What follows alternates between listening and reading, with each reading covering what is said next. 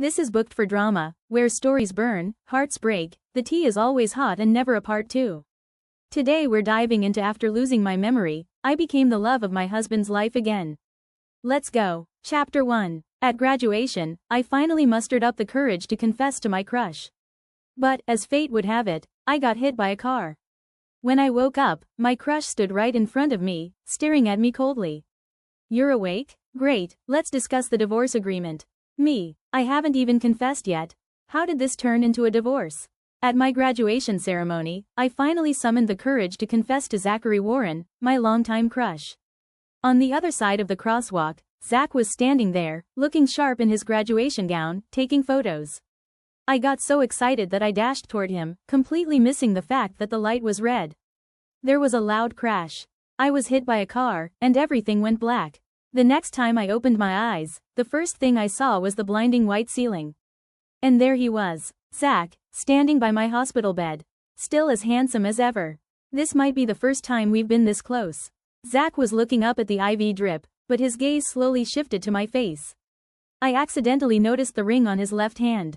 I've had a crush on him for so long. So, he's already taken? Suppressing the bitterness in my heart, I forced a smile and greeted him. Zach, what are you doing here? As I tried to sit up, I noticed that my arm was wrapped in thick bandages. The next second, Zach sat on the chair beside my bed, his voice cold and distant. Jennifer, you've really mastered the art of manipulation. Risking your life just to push for a divorce? I stared at Zach, completely confused. What is he talking about? Divorce? I haven't even graduated yet, let alone gotten married. Where is this divorce thing coming from? Just then, a nurse came into the room, holding a tray for bandaging wounds. Dr. Williams, you're still here? Miss Niles, you don't realize how lucky you are. You were hit by a car, but thankfully Dr. Williams happened to be nearby. He gave you emergency care right away. Otherwise, it wouldn't just be a broken arm you're dealing with. The nurse bent down and carefully disinfected my wound. After she rested my hand on the side of the bed, I noticed. I was also wearing a ring on my right hand. And it matched Zach's ring. A couple's ring. A wave of fear and uncertainty washed over me. After the nurse left, I grabbed Zach's sleeve in a panic. Zach, you graduated from NYU Medical School in 2018, right? He frowned, clearly annoyed. He shook my hand off and looked at me coldly. Since you're awake, let's go over the divorce agreement. Chapter 2. This is absolutely ridiculous. I was on my way to graduation, got hit by a car, and now I'm being accused of faking an accident to force a divorce from Zach? Either I've lost my mind, or Zach has. Wait, Zach? Before I could finish, a little kid suddenly ran into the room, jumping right into Zach's arms. Me. Wow, this kid is so adorable. I reached out with my good arm to pinch his cheek, but he immediately hid behind Zach, clearly scared. Sorry, little guy, you're just too cute. I couldn't help myself. Zach shot me a disapproving look. It suddenly hit me that I hadn't even gotten to the main point. Zach, this might sound crazy, but I don't remember anything you're talking about. All I recall is being on my way to the graduation ceremony. Before I could finish, Zach cut me off impatiently. So, you're telling me you've lost your memory? Amnesia? Yes, that must be it. Amnesia is the only explanation for why I don't remember any of this. I nodded sincerely. Zach's icy expression didn't soften. He pulled a document from his bag and tossed it onto my lap. This is the divorce agreement. The terms are exactly as you requested. If you have no objections, just sign it. I opened my mouth to respond, but no words came out. The little boy in Zach's arms looked sad, his lips trembling. Zach, shouldn't we avoid discussing such topics in front of a child? It's not good for his emotional well-being. How considerate of you, Jennifer, Zach sneered. That's our child. And yet, when you were having dinner with another man, did you ever think about how that might affect his emotional well-being? I hadn't even processed his first sentence when the second one hit me like a ton of bricks. I stared at the little boy in disbelief. So, I didn't just get married, I have a child too? But the little guy paid no attention to me. He buried his face in Zach's neck, refusing to even look my way. Too much information. My brain couldn't handle it. I was officially out of commission. Chapter 3. It took me a whole day to wrap my head around everything. It seems I really did lose my memory. I'm still me, and Zach is still Zach. The only difference is we're married, and we have a kid. But that divorce agreement sitting on the bed speaks volumes. There's clearly a problem with our marriage. The problem is, did I cheat? No way, right? Why would I cheat on Zach? He's good looking and smart. I must have been crazy. So, what went wrong? How can I get my memory back? I scratched my head, completely frustrated. Mommy. A tiny voice came from the door. I looked up to see a small face peeking through the slightly open door. Daddy said you need to disinfect your hand. Here's the iodine. He said you should do it yourself. The little boy held a bottle tightly in his tiny hands. I gestured for him to come closer. Mommy's hand hurts. Can you bring it over for me? The boy hesitated for a moment but eventually nodded and shuffled over to the bed, placing the iodine on the bedside table. I pulled him onto my lap and studied his features. His eyes were big and round like mine, his nose straight like Zach's, and his face, a perfect combination of both of us. This was our son. I couldn't resist hugging him tight and planting a big kiss on his cheek. He smelled so sweet and innocent, absolutely irresistible. When I looked up, his face was bright red. He froze for a moment before wrapping his little arms around my neck and hugging me back tightly. He leaned in and whispered in my ear, "Mommy, you smell nice." This little guy is the sweetest thing ever. As I basked in the joy of my son's affection, the door opened again. Zach entered, his familiar presence filling the room. "Daddy." The little boy immediately ran to Zach and held his arms out, waiting for him to pick him up. Zach had just showered, wearing casual loungewear, looking effortlessly sexy and relaxed. His hair was still slightly damp, with droplets running down his neck and disappearing into his collar. I swallowed. This man was dangerously attractive. As he came closer, my heart started racing. But then Zach's words shattered my moment of bliss. "Jennifer, don't you think it's a little late to start being a good mom to Cooper?" I didn't mean to. I tried to explain, but the look on Zach's face told me he wouldn't believe a word I said. So, I stayed silent. "Whatever. Do what you need to do. I'm heading out." As I left the study, Cooper peeked out from Zach's neck and gave me a glance. Watching the two of them so close, a wave of sadness washed over me. What good are a husband and child if my husband doesn't love me? Even my son seems closer to him. I started questioning everything. Why did we get married in the first place? Why did we have a child? Outside, the full moon hung high in the sky. The night breeze blew through the balcony, scattering my emotions. Nothing has changed, except for me. Chapter 4. The master bedroom had only one large bed. The entire room was decorated in a minimalist black, white, and gray palette. Apart from that, it was immaculately tidy, with a light scent of gardenias floating in the air. I recognized it instantly. It was my favorite fragrance. I headed to the walk-in closet, looking for my pajamas. But all I saw was a row of black clothes. And they were all men's clothing. I had no choice but to knock on the door of Zach's study. "Zach, honey, sorry to bother you." Zach looked up from his laptop, adjusting his gold-rimmed glasses. His whole demeanor was both tempting and distant. "Do you know where my pajamas are?"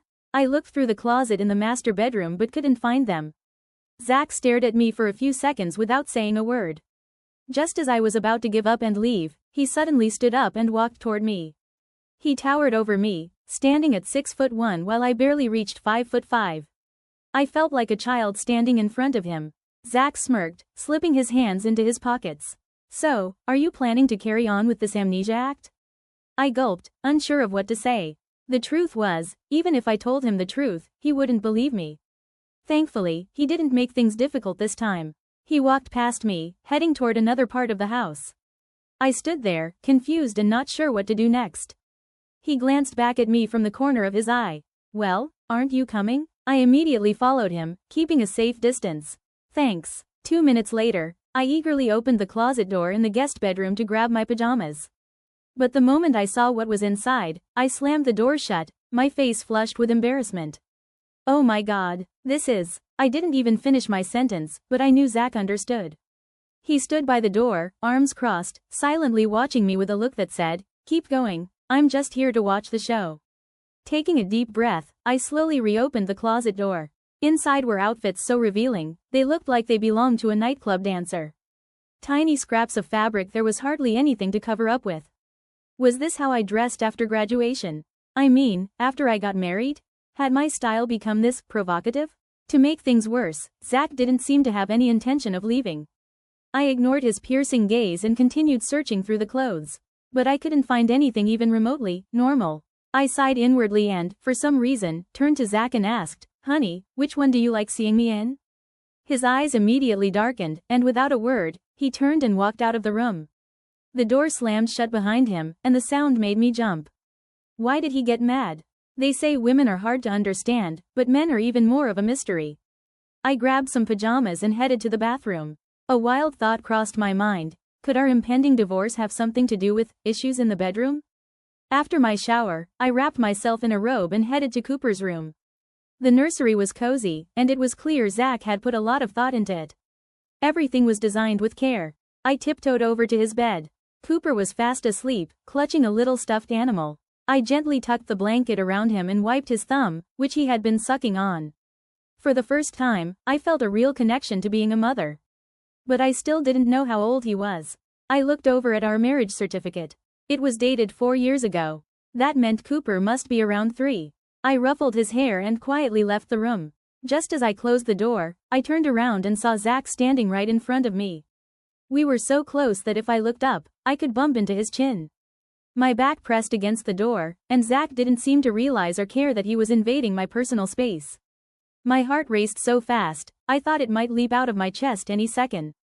Are you done? Yeah. The air was thick with awkwardness. I had no idea what to say next. So, are you going to bed now? Zach didn't respond or make a move.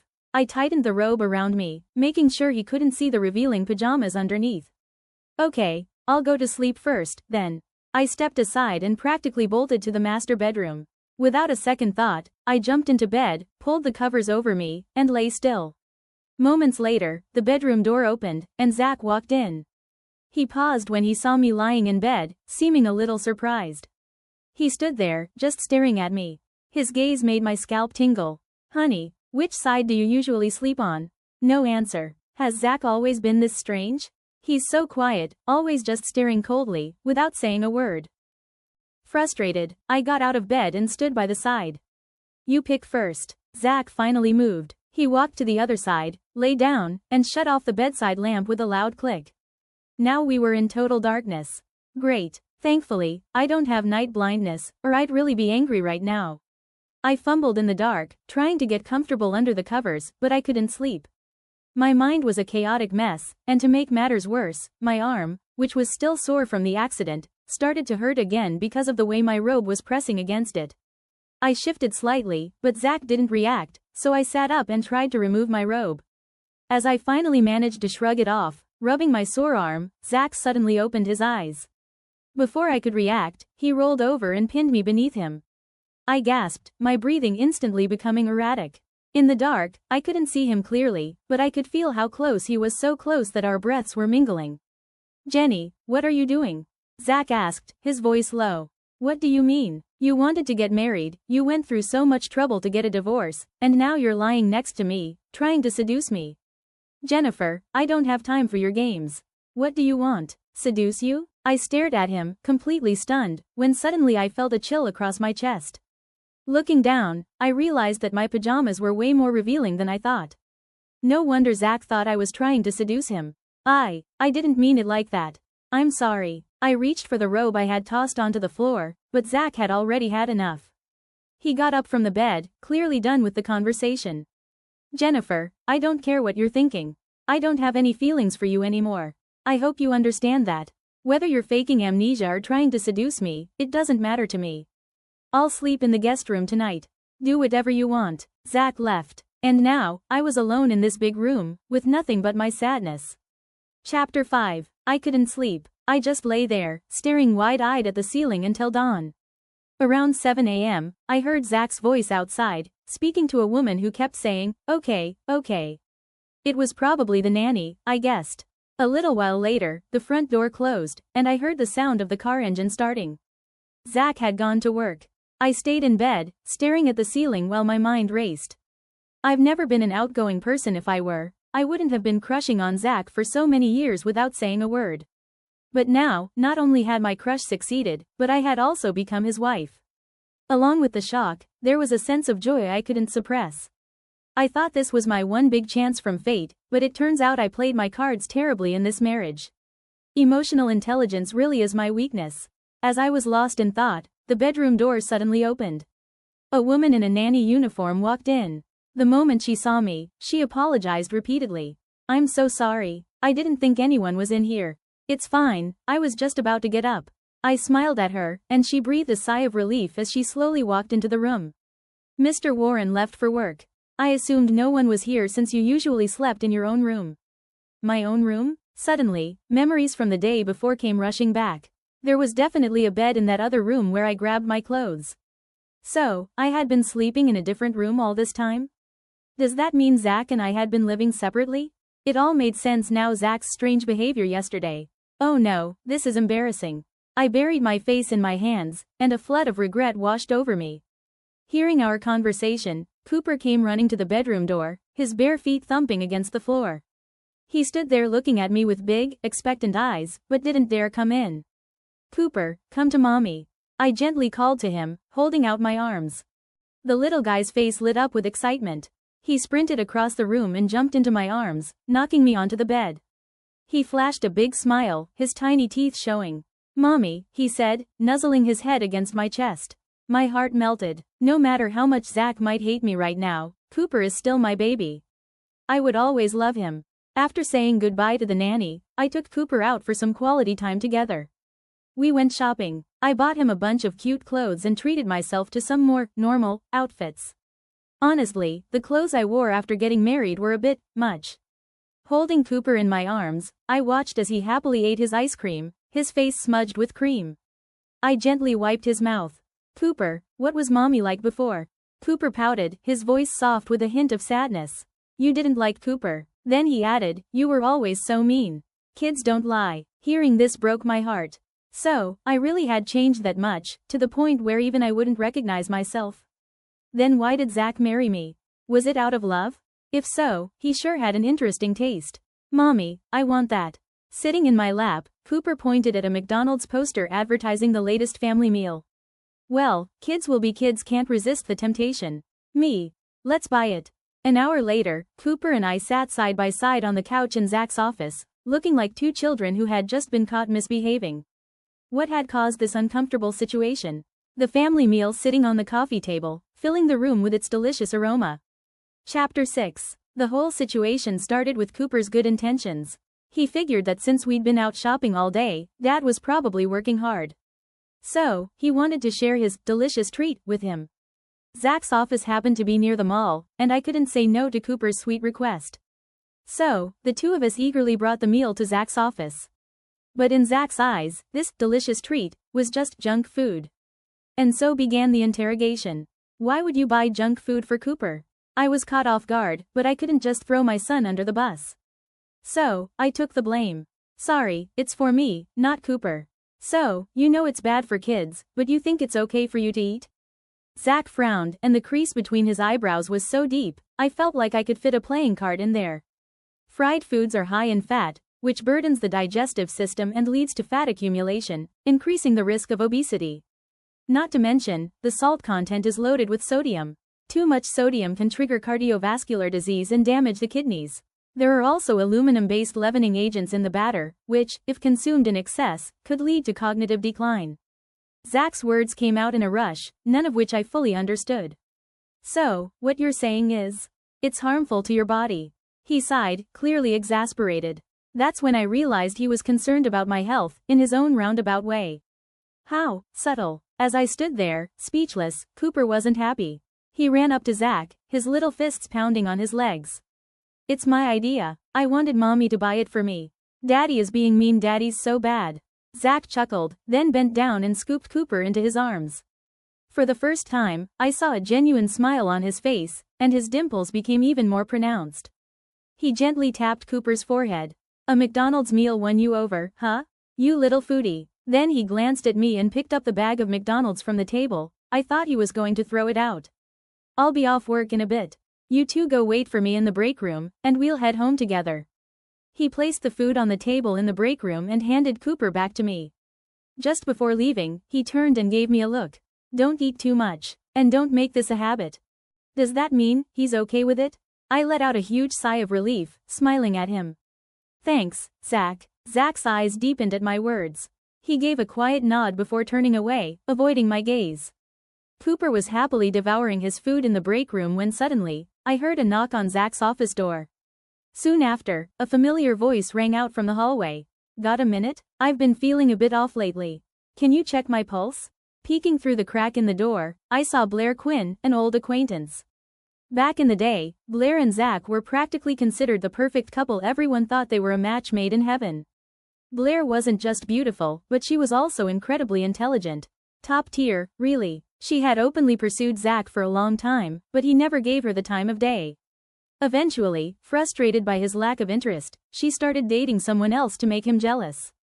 But Zach never seemed to care. Now they're colleagues? Zach's tone was cold as ice. It's probably from lack of sleep. Try to get more rest. We doctors can't control our schedules. It's near the end of the year, the department is swamped, and we're all working double shifts. When Zach didn't respond, Blair coughed awkwardly and changed the subject. By the way, I heard you and Jenny are getting divorced? What's going on with that? There it was, the gossip. Blair sounded concerned, but her tone had a slight edge, like she was secretly enjoying the drama. Give me a break. Zach raised an eyebrow and glanced at her. Funny, I didn't know you were so into gossip. Well, you did surprise everyone with your sudden marriage. Nobody even knew about Jenny. Blair's hand clenched slightly in her lap, her knuckles turning white. Honestly, from an outsider's perspective, you two never really seemed like a good match. You're so amazing, and, well, she's not. You know I've never stopped. Before Blair could finish, Zach cut her off sharply. Blair, this is a family matter. It doesn't concern you. And as for us, we're colleagues, nothing more. I hope you understand that. Blair's face flushed with embarrassment. Got it, she muttered. She left, and the office fell silent again. Meanwhile, Cooper was happily gnawing on his chicken drumsticks, his tiny hands gripping them tightly. His mouth was covered in greens. Seeing me stare at him, he held out one of the half-eaten drumsticks. Mommy, want some? His big eyes blinked at me, but I wasn't in the mood. You eat it, sweetheart. Blair's words kept echoing in my head. Maybe she was right, maybe I really didn't deserve Zach. He was already a successful doctor at such a young age. And me? I didn't even have a real job. Plus, considering those scandalous clothes in my wardrobe, a terrible thought crossed my mind. What if I had been a dancer or something? But I couldn't dance to save my life. I was confused, but I kept thinking. If I really had been some kind of dancer, then Zach's comment about having dinner with another man might not be entirely off base. Zach was a traditional doctor, and if his wife had been a free-spirited, provocative dancer, no wonder the marriage didn't work out. No wonder his family didn't support it. No wonder we ended up here, talking about divorce. What should I do now? Keep pretending I don't know anything of Jenny. Zach's voice snapped me out of my thoughts. I realized he had already changed into his casual clothes, looking surprisingly approachable. I glanced at the clock on the wall. Are you done with work? It's 5:15 p.m. to be precise, which means I've been off for 15 minutes. Zach added, and you've been zoning out for exactly that long. I blinked, my brain processing slowly. Wait, even a workaholic like him keeps track of time when it's quitting time? For a moment, I felt like maybe we weren't so different after all. Chapter 7. On the way back, we rode in Zach's car. Cooper had his own little car seat in the back. I hesitated for a while, replaying the scene in Zach's office in my mind. I finally decided to sit in the back seat. Just as my hand reached for the door handle, Zach's voice came from the front. Do you think I'm your chauffeur? I froze, then awkwardly released the handle and tried to play it cool. No, I just wanted to check out the view from the backseat. Zach gave me a side eye, the kind of look you give someone when you think they're being ridiculous. We drove in silence for a while. Cooper fell asleep almost immediately, his little head resting against the side of his car seat. The car ride was quiet, almost too quiet. The air between Zach and me felt thick with tension. Zach, why did you marry me? I couldn't hold back my curiosity any longer. The question had been burning in my mind ever since I woke up in that hospital. Zach kept his eyes on the road, not even glancing in my direction. His tone was calm, almost casual, as if we were discussing the weather. Does it really matter now? He was right, I guess. What difference did it make? After all, we were on the brink of divorce.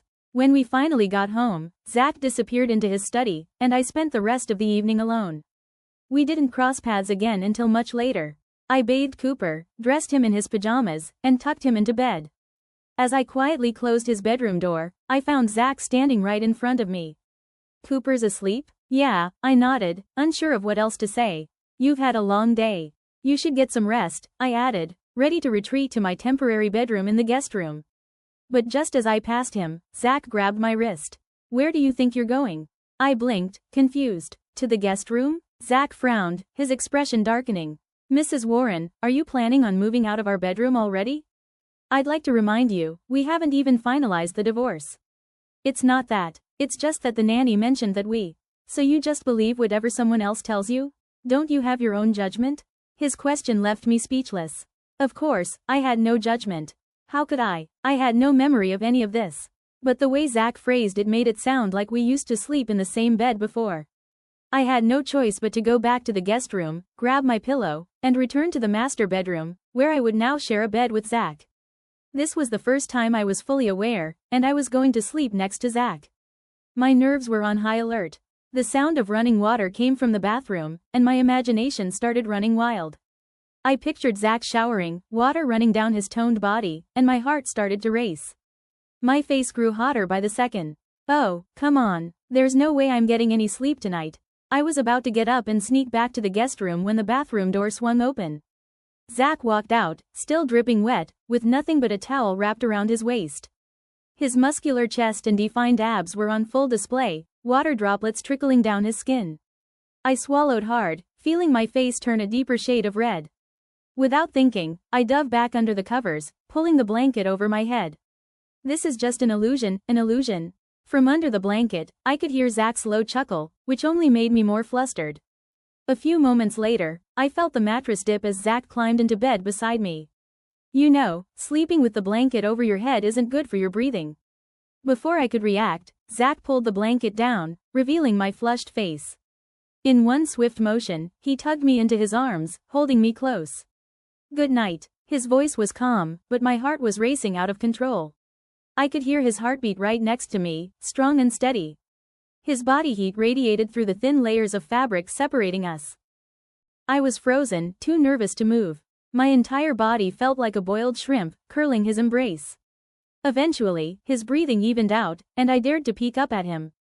Asleep, Zach looked so much gentler, his usual cold demeanor replaced by a soft, almost boyish tranquility. Like a prince from a fairy tale, so handsome it was hard to look away. "Can't sleep? Or do you have something else on your mind?" His voice startled me, deep and teasing. I quickly shut my eyes and buried my face against his chest. "I'm already asleep." But despite my embarrassment, the warmth of his arms and the sound of his heartbeat soon lulled me into a peaceful slumber. As I drifted off, one thought lingered in my mind. This doesn't feel like we're on the verge of divorce. Chapter 8. After that day, something shifted between Zach and me. He didn't bring up the divorce again, as if the agreement had been some impulsive mistake. In fact, he started acting clingy. At 7 in the morning, he'd pull me out of bed and say, "You promised to make me breakfast. Did you forget?" By 11, I'd be playing with Cooper in his room when Zach's call would come through. "I'm done with work at 11 today. I'm craving your spicy potato strips and sweet and sour ribs. Didn't you say you'd cook your signature dishes for me every day? Don't think you can avoid it just because you've lost your memory." Then, on Friday night, as we ate dinner, Zach looked at me and casually said, "I've got the weekend off. Didn't you sign us up for that family day out event? It's scheduled for tomorrow. Make sure you wake up early." So according to him, I spent almost every hour of the day with Zach, except when I was sleeping or bathing. How could I possibly have time for dinners with another man? What, did I have a clone? It was frustrating because Zach said everything with such sincerity that even if I wanted to argue, I couldn't find a reason to. So, I did what I had to do. I played along, nodded as if I understood, and tried to keep up with this new reality. By the end of the week, the entire hospital knew about me bringing Zach lunch every day. The nurses and doctors in his department were full of praise. "Dr. Warren is so lucky. His wife isn't just beautiful, she's an amazing cook too." They even slapped the "perfect couple" label on us. I awkwardly patted the divorce agreement tucked away in my bag, feeling both guilty and confused. One day, after I delivered lunch as usual, the nurse told me Zach was out doing his rounds and asked me to wait in his office. Bored, I started browsing the books on his shelf. Most of them looked dense and overly professional, but one book caught my eye. I pulled it out, and a small travel guide slipped from between the pages. What, hiding books inside other books? Were we back in school? Curious, I sat in his office chair and glanced at the open computer screen. A few tabs were still up, and they were all titled something like, How to Improve Communication Between Couples. How to Make Her More Attached to You. Best Family Activities to Strengthen Relationships. Was Zach spending his time at work researching how to improve our marriage? Before I could dig any further, the door creaked open, and I jumped, quickly closing the tabs. What are you doing? Zach asked, stepping into the room.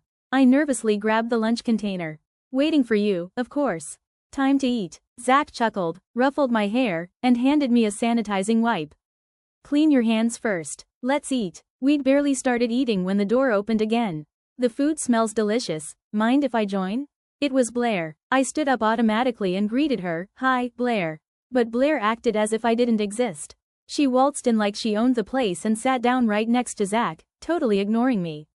How could you eat all this by yourself without inviting me? I stood awkwardly to the side, unsure of what to do. Get out, Zach said, his tone cold and firm. Blair blinked, clearly not expecting that. Zach didn't even look at her. No one taught Dr. Quinn basic manners? He asked, his voice sharp. Blair's composed expression cracked, her face flushing as she forced a smile. What are you saying, Zach? Are you accusing me of having no manners? Barging in without knocking and interrupting a couple's meal isn't exactly polite, is it? Zach didn't answer directly, but his rhetorical question made Blair's face turn pale. She bit her lip, glared at me, and then stormed out, her heels clicking furiously against the floor. The moment was so awkward I almost felt sorry for her. Almost. I couldn't help but mutter to myself, what did I do to deserve that glare? Zach noticed my puzzled expression and finally said, you know, you could have been a little more assertive. Blair doesn't mean anything to me, and she certainly doesn't in front of. So, he was standing up for me? Somehow, that small gesture made me feel warm inside. I couldn't help it. My brain short-circuited, and before I could stop myself, I blurted out, Zach, will you always stand by my side? Zach, not expecting the question, paused mid-bite, then casually replied, I will, as long as you behave. I opened my mouth to say something else when my phone buzzed with a new text message. I glanced down, and my eyes widened at the screen. It was from an unknown number. Sis, I hope I did well the other night. Need me to do it again? I nearly dropped my phone into my lunch. My heart raced as I quickly deleted the message and blocked the number. What on earth was that? Was I seriously involved with another guy behind Zach's back? A chill ran down my spine as I looked over at Zach. Zach, hypothetically speaking, if I had cheated on you, you'd get a beating. Good to know. Chapter 9. Bit by bit, Zach and I started to act more like a real married couple. That lost part of my memory felt less and less important.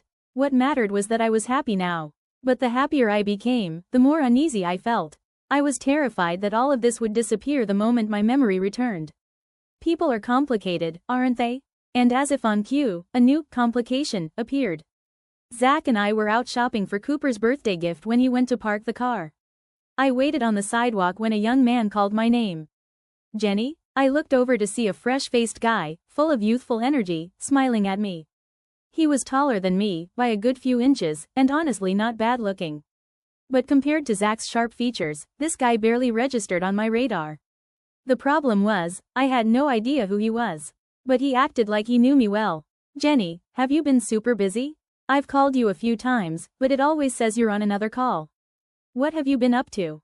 My brain was blank, no recollection of this guy at all. Even if I wanted to make small talk, I didn't know where to start. You don't remember me? The guy's eyes widened in disbelief. I nodded awkwardly. Sorry, he didn't seem to. In fact, one just smiled wider and kept talking. It's cool, don't worry. Remember how you asked me to pretend to be your admirer? You wanted to make your husband jealous. We had a plan to give him a bit of a reality check. What? No, I had no memory of that. There was no way I'd do something so ridiculous. So that mysterious text last week was it from this guy? So, I hadn't cheated. This whole thing was just a huge, embarrassing misunderstanding? Before I could react, the guy stepped closer and casually slung his arm around my shoulder, leaning his head against me. Hey, isn't that your husband over there? Perfect timing. I'll really sell it this time. What? No, I don't need any more help. Before I could protest, the guy dramatically started his performance. Jenny, please don't leave me. You know I only love you. You said after the divorce, we'd be together. I'm willing to wait forever if that's what it takes. I glanced over at Zach, who stood on the sidewalk, hands in his pockets, his expression unreadable. Was this the calm before the storm? I opened my mouth to tell the guy to stop when he suddenly dropped to his knees and wrapped his arms around my legs. You remember, don't you? That night, you told me you hadn't been satisfied in forever. Zach's face darkened immediately. Congratulations, kid, you just stepped on a landmine. I quickly shook my head and tugged at the guy. All right, enough, the act is over. But he was fully committed now, clinging to my legs like his life depended on it. I fought the urge to kick him into next week. Zach finally started walking toward us, his footsteps slow and deliberate. No, Zach, listen. I swear, I don't even know him. He's probably got some kind of condition. A mental one. Film Academy, class of 2019, third-year acting student. Charles Dean's student, right? The guy's tearful act vanished instantly. How do you know that? Charles Dean is a good friend of mine. Given your behavior, I think it's time I had a little chat with him. The guy shot up, gave a deep bow, and bolted out of there faster than I thought humanly possible.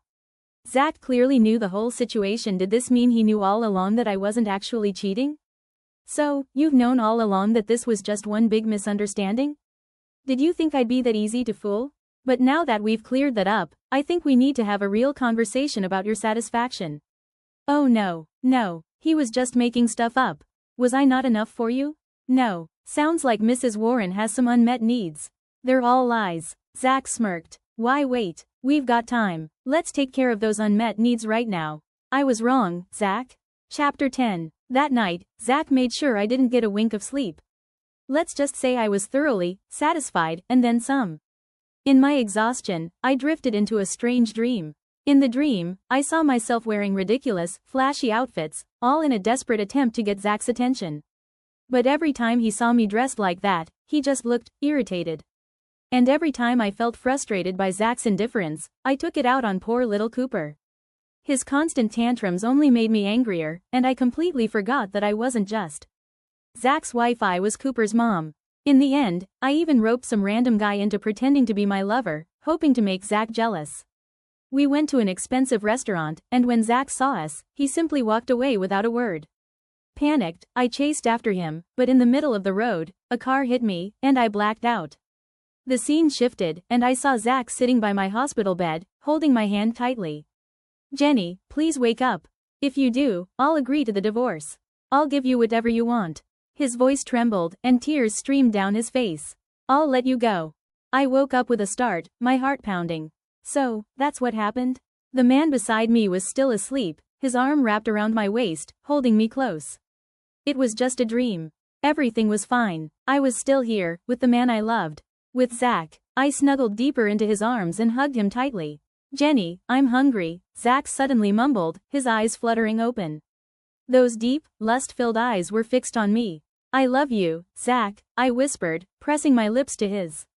Outside, the sun shone brightly, and it felt like our spring had just begun. The end. And that's a wrap on today's reading here at Booked for Drama. If you felt anything, rage, swoon, secondhand heartbreak, let me know in the comments. Don't forget to like, subscribe, and share with your fellow drama lovers. If you have any requests, drop them in the comments. Until next time, keep reading, and keep the drama on the page.